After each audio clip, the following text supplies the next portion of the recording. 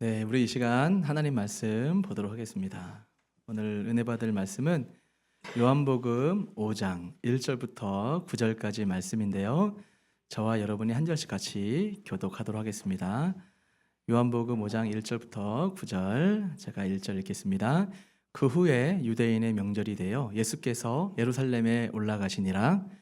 예루살렘에 있는 양문 곁에 히브리 말로 베데스다 하는 못이 있는데 거기 행각 5이 있고 그 안에 많은 병자, 맹인, 다리 저는 사람, 혈기 마른 사람들이 누워 물의 움직임을 기다리니, 이는 전사가 가끔 못에 내려와 물을 움직이게 하는데 움직인 후에 먼저 들어가는 자는 어떤 병에 걸렸는지 낫게 되며 거기 38해 된 병자가 있더라. 예수께서 그 누운 것을 보시고 병이 벌써 오랜 줄 아시고 이르시되 내가 낫고냐. 병자가 대답하되 주여, 물이 움직일 때에 나를 못에 넣어주는 사람이 없어 내가 가는 동안에 다른 사람이 먼저 내려가나이다. 예수께서 이르시되 일어나 내 자리를 들고 걸어가라 하시니 같이요 그 사람이 곧 나아서 자리를 들고 걸어가니라. 이 날은 안식일이니. 아멘. 오늘 베데스다 연못의 신비라는 제목으로 하나님의 말씀을 전하도록 하겠습니다. 현대인의 정서를 요약하는 단어 가운데 우울 또 피로라는 단어를 빼놓을 수 없을 것입니다. 다들 지쳐 보입니다. 다들 지쳐 보이시죠? 어른은 어른대로, 아이들은 아이들대로 얼굴만 봐도 쉬고 싶다라고 말을 하는 듯합니다. 초등학생들에게도 이렇게 물어보면 아이들도 피곤하다라고 이야기를 합니다. 우리가 어른이어서 아이들은 아이니까 안 피곤하겠지 하지만 아이들도 피곤하다고 합니다. 왜 피곤할까 할 때 꼭 일이 많이 있어서만은 아닐 것입니다. 할 일을 못 찾은 사람들의 얼굴에도 피곤한 기색이 역력합니다. 백수도 피곤해해요. 그렇죠? 한편에서는 지나치게 열심히 살지 않으면 살아남을 수 없을 것 같아서 불안하고, 다른 한편에서는 이러다가는 사람 구실을 못할 것 같아서 전전긍긍하며 살아가는 모습에 피곤합니다. 성과를 요구하는 사회의 분위기도 문제이지만 또 스스로 목표를 정해놓고 경쟁 상대를 만들어 스스로를 닥달하며 채근하는 것도 사실입니다.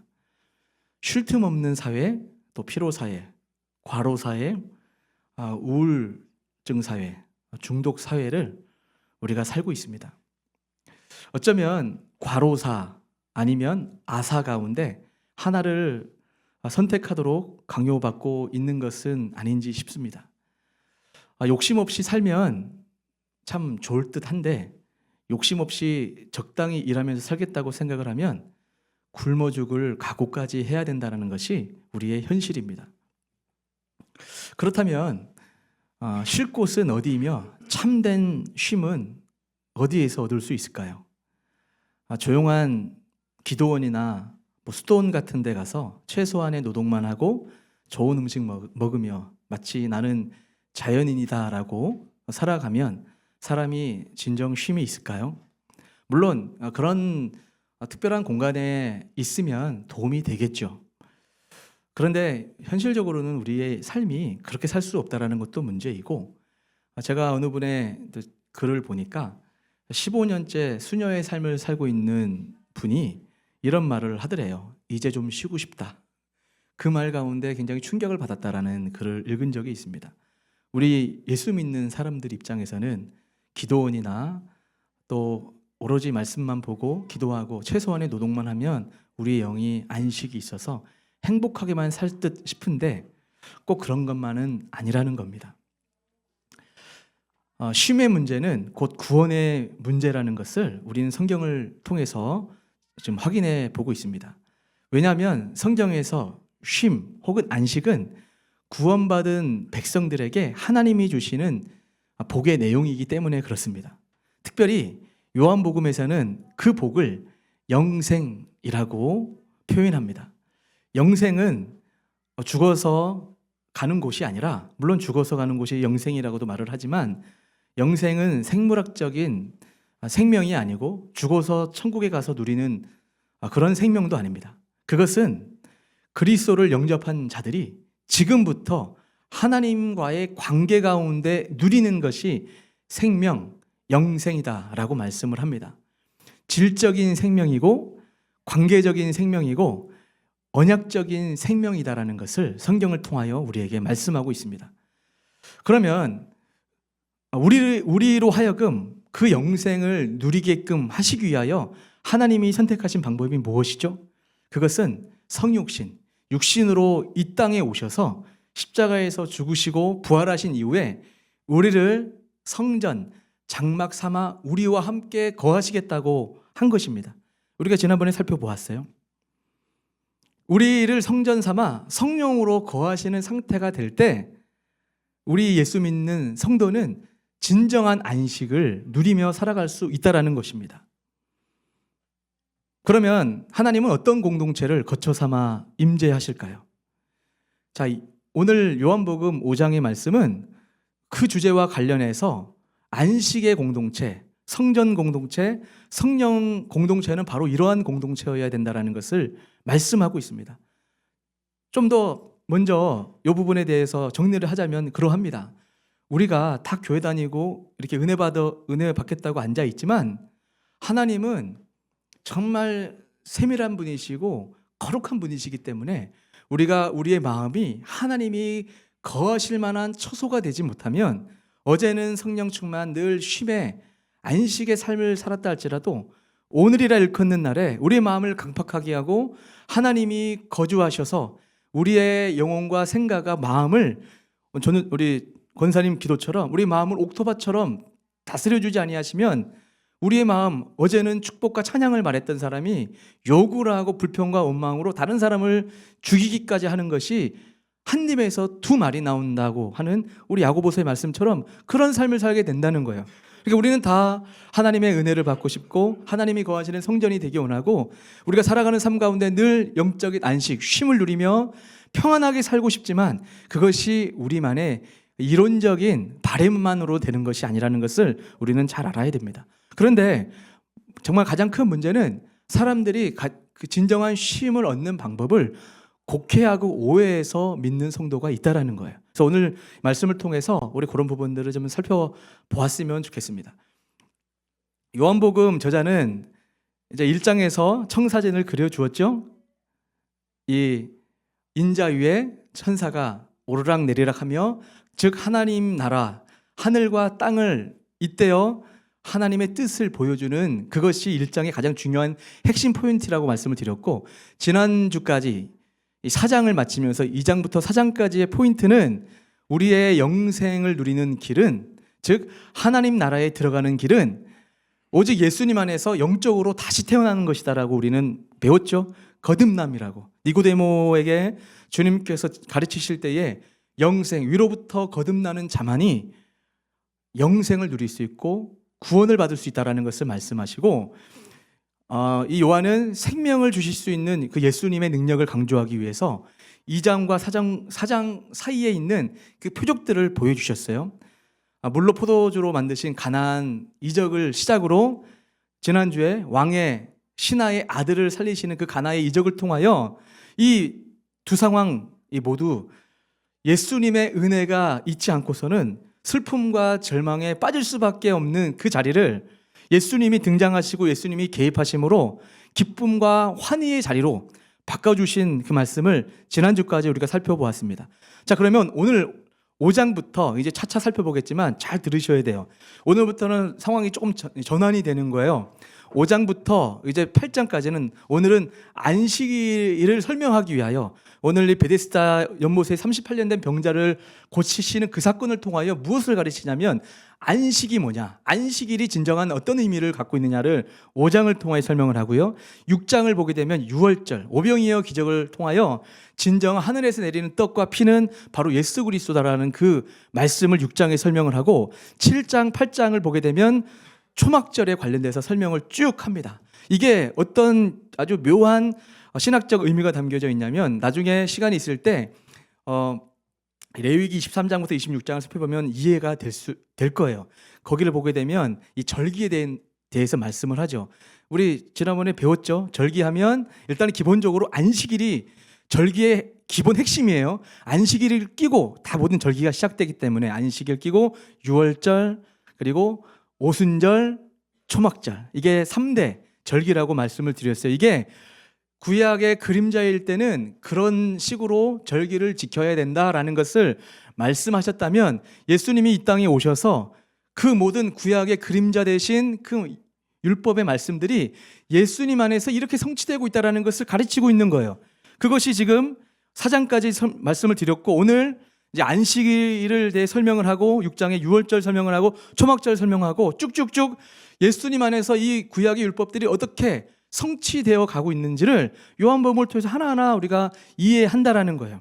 그래서 제가 몇 달 전부터 예수는 누구인가라는 이 주제로 시작하면서 요한복음을 시작한 이유도 어떤 교리를 하나 뚝 떼어서 하나하나 설명할 필요가 없이 요한복음만 체계적으로 설명을 잘 해드려도 충분히 이 안에는 여러분이 이해할 수 있는 교리가 다 담겨져 있고 정말 중요한 은혜의 말씀들이 요한복음에 숨겨져 있고 담겨져 있기에 이렇게 하나하나 풀어가고 있는 것입니다. 자, 오늘 본문 말씀을 보게 되면 자 1절에 보시면 그 후에 유대인의 명절이 되어 예수께서 예루살렘에 올라가시니라 이렇게 말씀이 되어 있습니다. 유대인의 명절이 되어서 예수님이 예루살렘에 올라가셨다. 근데 여기에 그 후에는 지난 4장에는 왕의 신하를 이렇게 일으켰던 신하의 아들을 살려냈던 장소는 갈릴리 가나였죠. 바로 며칠 만에 간 것이 아니고 학자들의 해석에 의하면 한 1년에서 1년 반 정도 시간이 지나갔다라고 봐요. 이 공간복음을 시기적으로 잘 연결해 보면 한 1년 남짓 되는 시간 가운데 예수님께서 갈릴리 지역에서 열심히 사역하시다가 예수님도 유대인이시니까 명절이 되셔서 이제 이 절기를 지키시러 이제 예루살렘에 올라가셨다라는 거예요. 그런데 어떤 절기인지는 정확하게 몰라요. 아까 말씀드렸던 대로 초막절이든 오순절이든 유월절이든 늘 안식일 때부터 시작이 되기 때문에 안식일부터 나오는 거예요. 근데 어떤 절기인지는 알 수 없지만 요한이라고 하는 이 저자가 어느 절기였다라는 것이 그렇게 중요하진 않았던 것 같아요. 그 절기가 중요한 것이 아니라 여기에서 베데스다 연못에 있는 그 사람을 살리는 그 메시지가 중요했기 때문에 만약에 유월절이었으면 유월절이다, 초막절이면 초막절이다 말씀을 했으면 우리가 좀 이해가 됐을 텐데 요한 입장에서는 그게 중요치 않다. 더 중요한 포인트는 다른 데 있다라는 것을 강조하기 위해서 그 후에 유대인의 명절이 되어 예수께서 예루살렘에 올라가시느니라 이렇게 말씀을 하고 있어요. 여기서 유대인의 명절 제가 몇 번 강조했어요. 유대인이라고 하는 그 말은 일반적인 유대인을 말하는 것이 아니고 하나님의 말씀을 믿지 않고 더 나아가서 예수님이 그리스도 되심에 대해서 끝까지 반대하고 핍박하는 그런 사람들을 지칭할 때 유대인이라고 얘기를 한단 말이에요. 지금 여기 나오는 38년 된 병자도 유대인이에요. 따지고 보면. 그리고 나중에 요한복음 9장을 보게 되면 눈먼 소경이 눈뜨게 되는 그 장면도 앞에 유대인 나오지만 이 사람은 하나님을 믿는 사람이라고 이야기를 한단 말이에요. 그러니까 우리 무리 가운데 유대인처럼 앉아 있는 이 무리 가운데 주님은 불러내서 은혜를 받는 사람은 혈통적으로 유대인이 구원을 받고 은혜를 받는 것이 아니라 특별한 하나님의 나타나심과 하나님의 그 사랑을 받는 사람이 구원을 받게 된다는 것을 주님은 비교적으로 우리에게 말씀을 하고 있는 것입니다. 자, 이 어느 명절에 우리 주님이 예루살렘에 올라가셨습니다. 올라갔는데 2절부터 3절에 또 중요한 말씀이니까 같이 한번 읽어볼까요? 2절 3절 시작.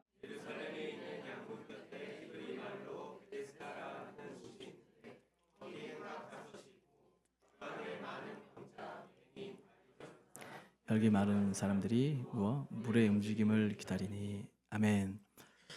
자, 이 말씀 보니까 이 모든 유대인 백성들 따지고 보면 다 하나님의 백성들이에요. 하나님께 선택된 백성들이 맞죠.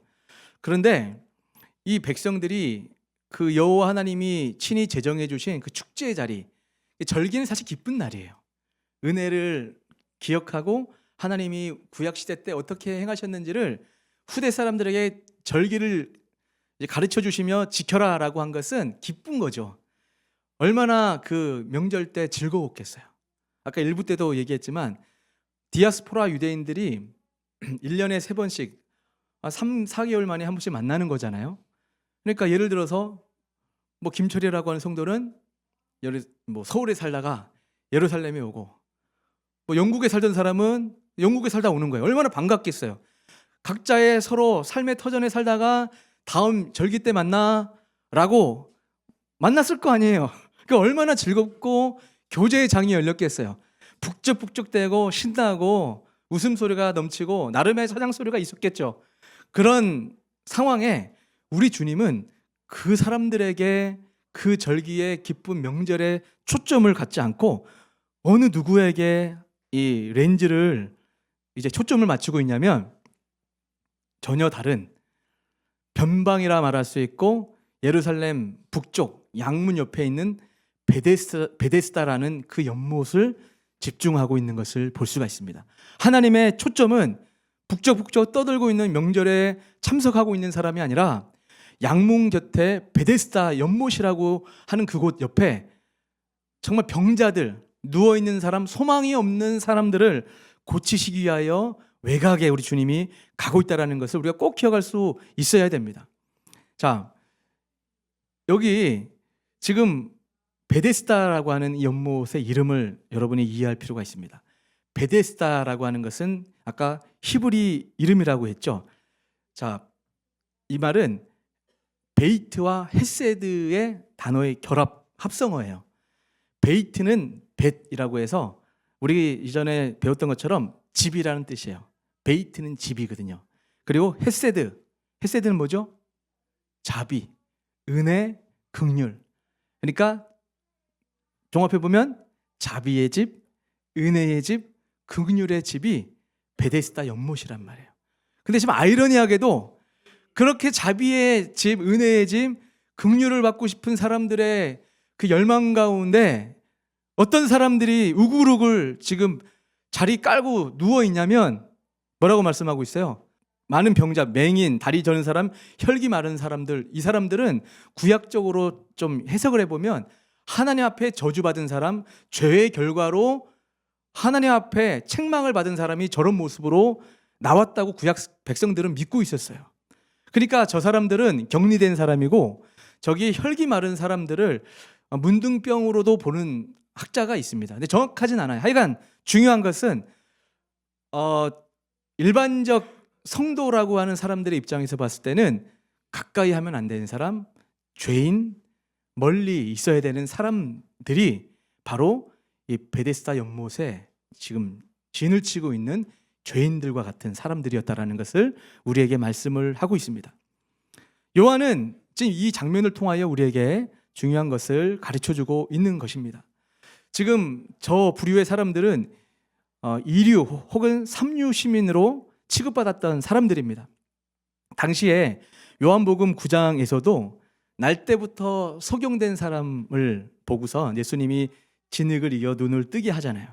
실로암 연못에 가서 씻어라 했더니 정말 낫게 되는 그런 놀라운 일을 경험했는데 그것을 가지고 유대인들이 주여, 선생님, 지금 날 때부터 소경된 사람은 누구의 죄 때문에 저렇게 소경으로 태어난 겁니까? 저 사람이 죄가 있는 겁니까? 아니면 저 사람의 부모가 죄가 있어서 저 아이가 태어날 때 소경으로 태어났던 겁니까? 라고 이야기를 하는 걸 보면 소경이라고 하는 사람은, 맹인은 그냥 그 자체로 태어나면 죄인이야.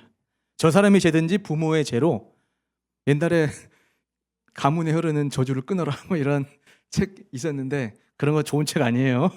잘 가려서 읽으셔야 돼요. 우리 예수 믿는 사람들에게는 대대 가문에 흐르는 저주 이런 거 없어요. 다 이게 어떤 사람들이 어떤 우리를 협박하려고 예수 믿어야 된다, 이런 측면에서 이해할 수 있겠죠. 우리 집이 예수를 믿어야 대대 흐르는 악의 저주에서 끊긴다, 이런 개념으로는 이해할 수 있겠지만 그런 것도 좀 너무 폭력적이지 않습니까? 대대 집에 흐르는 저주를 끊기 위하여 예수 믿으십시오. 나 같아서 믿고 싶지 않을 것 같아요. 그렇죠? 우리 예수 믿는 성도들에게는 대대에 흐르는 저주와 같은 상황 가운데 놓여 있었지만 하나님의 은혜로 여러분으로 말미암아 집안에 은혜가 시작된 거예요. 믿을 수 있기를 축복합니다. 언젠가는 처음이 있기 마련일 거 아니에요. 다 죄인이었는데.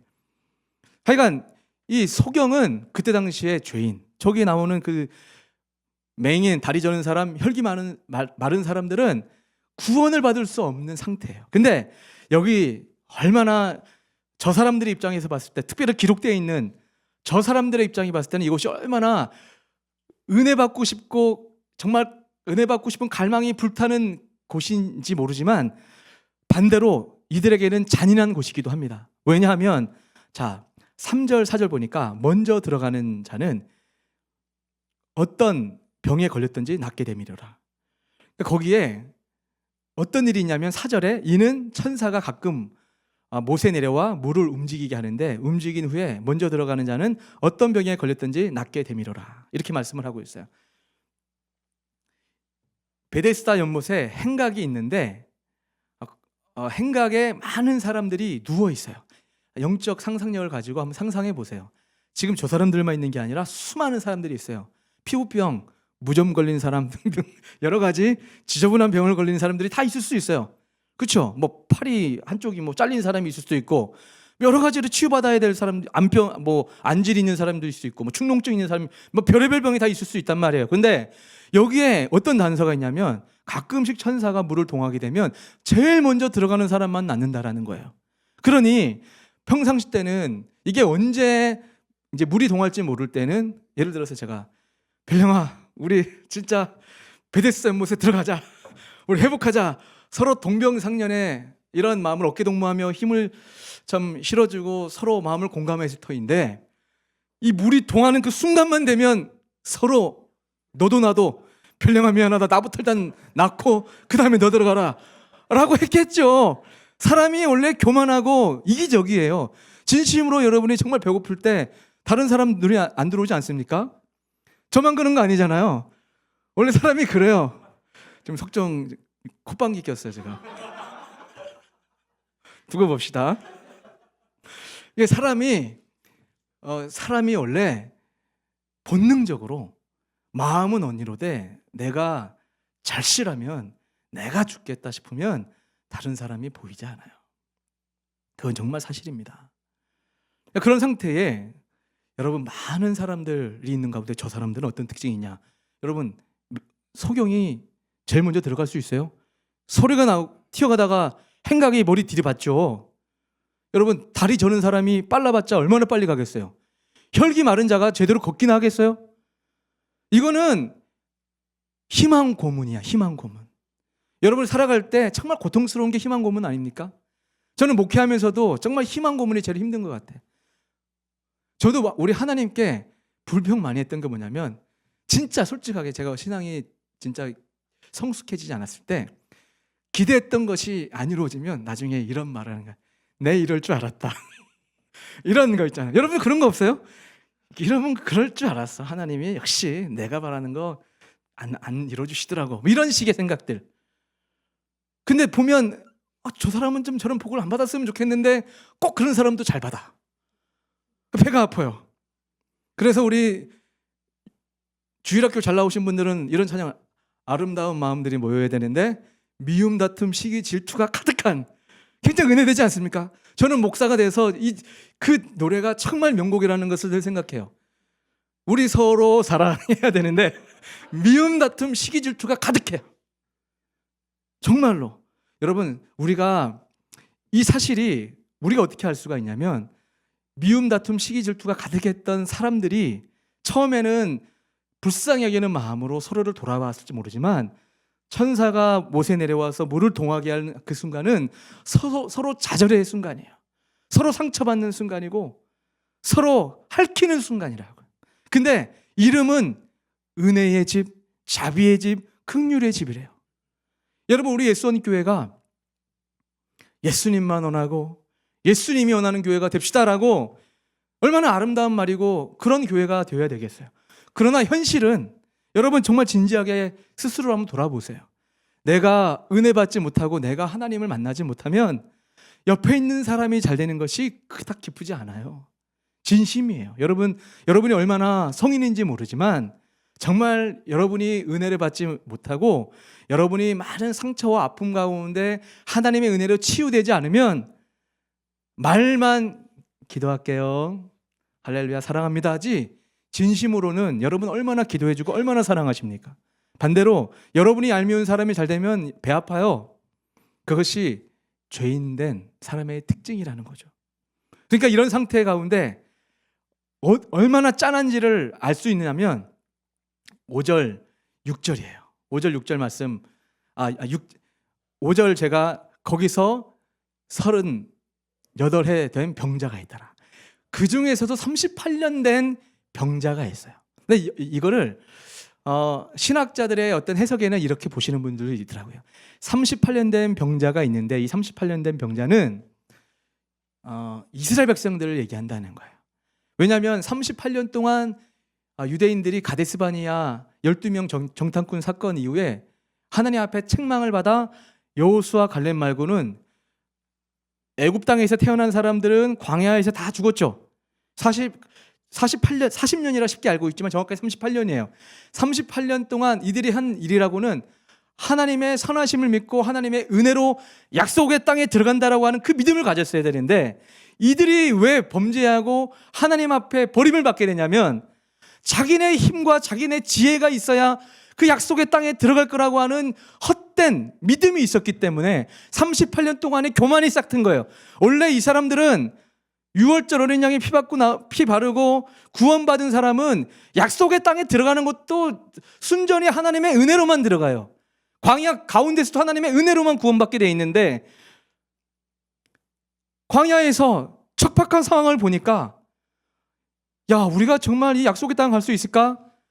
여리고성처럼 성이 높고 키들은 장대와 같고 우리는 메뚜기와 같은데 야, 우리 망했다 라고 생각했던 것이 그들의 교만이고 불신앙이었다라는 거죠. 이것을 38년 된 병자가 바로 유대인이고 그것이 바로 이 시대의 저와 여러분이라는 거예요.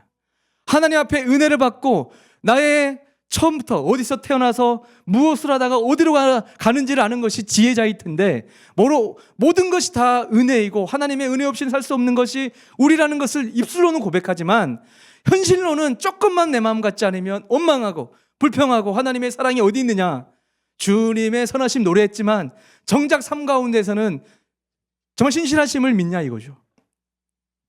그래서 38년 된 병자를 주님이 고치심으로 유대인을 말하고 우리에게도 적용시킬 수 있는 거예요. 우리를 지금 보게 하는 거예요.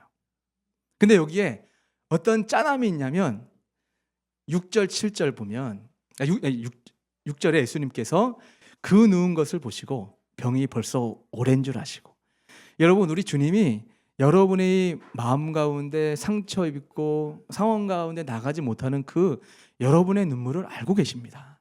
알고 계시며 이르시되 내가 낫고자 하느냐. 우리 주님의 이 말은 굉장히 온화하고 따뜻한 음성이었을 거라 저는 상상을 해봐요. 내가 낫고자 하느냐. 예수님이 고쳐주시려고 왔으니까 뭐 혼내려고 갔겠어요? 내가 낫고자 하느냐 할 때 7절을 보면 여기에 정말 짠함이 있습니다. 병자가 대답하되 주여 물이 움직일 때에 나를 못에 넣어주는 사람이 없어 내가 가는 동안에 다른 사람이 먼저 내려가나이다. 여러분 이게 참 저는 상상을 해봤어요. 실제로 저런 일이 일어났던 것일까? 학자들에 의하면 베데스다 연못에 물이 동하는 것은 온천수와 같이 가끔씩 어떤 특별한 일이 일어났던 것이지 천사가 내려와서 갑자기 저 물을 동하게 되면 낫게 한다라는 것이 하나님의 어떤 계획 가운데 있는 일은 아니라 신화라고 대부분 봐요. 제가 책을 다 읽었는데 저것을 하나님의 뜻으로 보는 사람은 거의 없어요. 저것은 어떤 의미냐면 신화야, 신화. 그러니까 실제로는 저렇게 변화되고 나는 일이 없을 수도 있는데 그들이 봤을 땐 진짜 저런 일처럼 와 물이 동한다 했을 때 실제로 여러분 좋은 온천을 가게 되면 피부병 낫는다고 하잖아요. 저는 어디 목욕탕에 가게 되면 그 어떤 온탕에도 이 온탕은 각종 피부병에 좋습니다. 효능이 있습니다. 이렇게 막 들어가 볼까 하는데 그때 당시에 내가 지금 중병 걸렸는데 소문이 있다는 거예요. 가끔씩 한번 동하면 한 사람만 들어가면 그 병이 낫는다. 여러분, 우리 주님을 그런 치사한 1등만 내가 받아줄게, 누구든지 1등으로 달려오는 사람 믿음으로 내가 구원해 줄게 라는 하나님, 그렇게 잔인한 분 아니에요. 그렇기 때문에 저것은 신화예요. 간절하게 내가 만든 신이야. 내가 지금 제일 먼저 들어갈 수만 있으면 내가 분명히 나올 수 있을 거야. 다른 사람은 몰라도 잠깐 내가 미안하다 별령아 내가 먼저 갈게 라는 식으로 들어가는 거예요. 미안하다 석종아 내가 좀 먹을게, 먹는 거예요. 정말 그런 식으로 우리는 그렇게 생각하고 가는 것일 텐데, 하나님은 치사하게 그렇게 우리를 이끌어내시지 않는다라는 걸 우리가 믿지 않습니까? 여기서 이 말씀을 보게 되면 이 많은 사람들이 정말 낫고 싶다, 나 걷고 싶다, 나 정말 사람답게 살고 싶다, 사람 대접받고 싶다, 정말 비굴해지고 싶지 않다 라는 생각에 희망 고문인 거죠. 가능성은 거의 0%에 가까운 사람들이 그래도 혹시 저기 말고는 앞으로 내가 나아질 가능성이 없기 때문에 저기 말고는 갈 데가 없어요. 그러니까 혹시나 더 나한테 은혜가 있지 않을까 라는 생각을 가지고 38년 동안 누워있는 거예요. 38년 동안 누워있는데 예수님이 그 병이 오래인 줄 아시고 그 많은 사람 중에 예수님이 네가 낫고자 하느냐 라는 그 질문에 이 사람의 말을 보세요. 제가 낫고 싶어서 가려고 했는데 저보다 다른 사람들이 먼저 들어갑니다. 그 말에 패배의식, 피해의식, 상대적 박탈감, 이런 것들에 눌려서 병이 오래된 사람이에요. 여러분, 우리가 살아가면서 진짜 이런 거 제일 힘들지 않습니까? 나도 은혜 받고 싶었고, 나도 주님 앞에 믿음 좋아서 세상 사람들이 말하듯 야, 역시 김철 목사님 하나님이 축복하시는 큰 종이네, 복 많이 받았네, 주의 종이야, 이런 말 듣든 내가 믿음이 있었더니 하나님이 내가 기도하는 것마다 들어주시고 자식이 잘 되고 내 사업이 잘 되고 내가 경영하는 것이 잘 되더라 라는 것을 우리가 다 기대하잖아요. 여러분, 오해하지는 마세요. 하나님 앞에 우리가 정말 신실하고 하나님 앞에 충성하면 우리가 그것이 목적은 아니었지만 좋으신 하나님은 그런 은혜 주셔요. 그것이 목적인 것이 문제인 거지. 그런 걸 기복주의라고 하는 거지. 우리가 하나님을 신실하게 신뢰하고 믿고 나가면 하나님은 우리 같은 사람을 사용하셔야 되는데, 사람 낚는 어부를 만드셔야 되는데 우리를 이렇게 비참하고 비굴하게 하셔가지고 하나님이 하게 하시겠어요? 믿습니까? 믿습니까?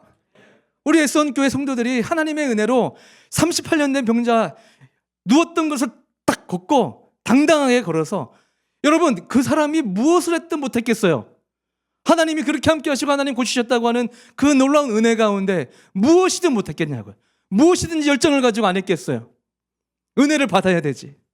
그런데 이 사람은, 38년 된 병자는 너무나 잦은 박탈감으로 인해서 낭망도 아니야. 낭망도 아니라 냉소적 표현이잖아요. 누가 나를 넣어주는 사람이 없습니다. 다른 사람들은 잘도 넣어주더라, 좋은 자리에 잘도 넣어주더라. 나는 우리 부모님은 왜?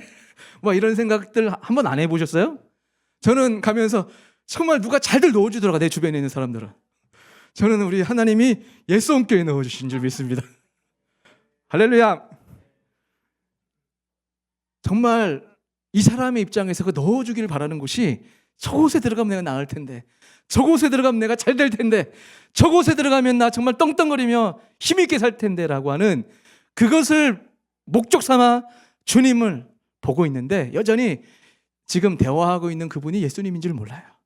주님인 줄 모르고 그래서 지금 못 들어가고 있습니다 이랬더니 8절 말씀 중요하니까 8절 9절 중요하니 같이 읽겠습니다. 시작.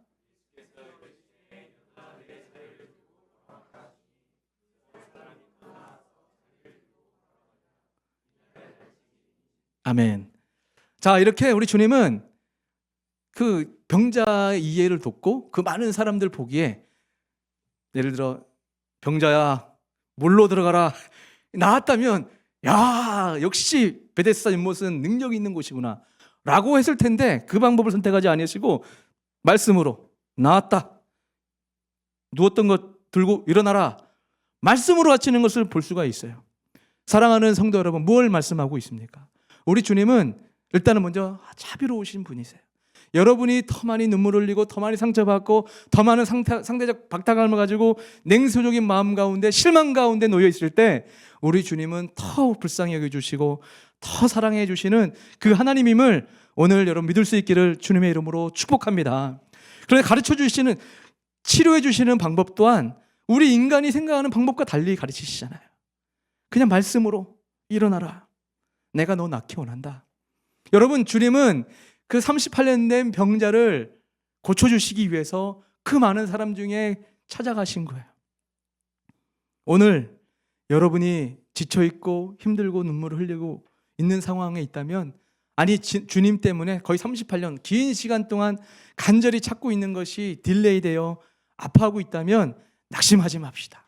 우리의 한숨과 눈물이 짙어질수록 하나님은 우리의 눈물을 아시고 적절한 타이밍에 더 큰 은혜를 느끼게 하시고 더 큰 하나님의 일하심을 경험하게 하시기 위하여 우리를 지금 연단하시고 또 바라보시고 찾아오고 있는 줄 믿습니다. 이제 말씀 정리하겠습니다. 여러분, 우리가 살아가는 인생 가운데 여러분에게 가장 서러운 것이 뭐예요? 서러운 순간 많죠? 몸이 아파서, 보여줄 만한 외모가 아니어서, 아니면 능력이 없어서, 여러분이 가지고 있는 배경이 부족한데 그걸 가지고 누군가가 자꾸 그걸 들춰내며 말할 때 상처되죠. 그런 거 많이 느껴봤어요, 저도. 그럴 때도 상처를 경험합니다. 희망이 보이지 않을 때는 어떤 거예요? 여러분이 할 것까지 다 해봤는데 정말 이제 끝이다, 더 이상 소망이 없다 라고 해서, 다시 말씀드리지만 베데스다 연못 말고는 하나님의 은혜 혹시라도 받지 않고서는 살 길이 없을 거라는 그 막연한 생각은 참아버리지 못하고 교회 예배당만 왔다 갔다 하고 있는 그런 성도 아닙니까? 희망 없는 사람의 모습이에요. 그곳에 우리 주님이 찾아오셨어요. 그 절망 앞에서 일어나라, 난 내가 낫기 원한다, 네가 힘있게 살기 원한다, 네가 왜 이러고 있느냐, 내가 너를 사랑한다, 너의 과거를 안다 라고 말씀하시며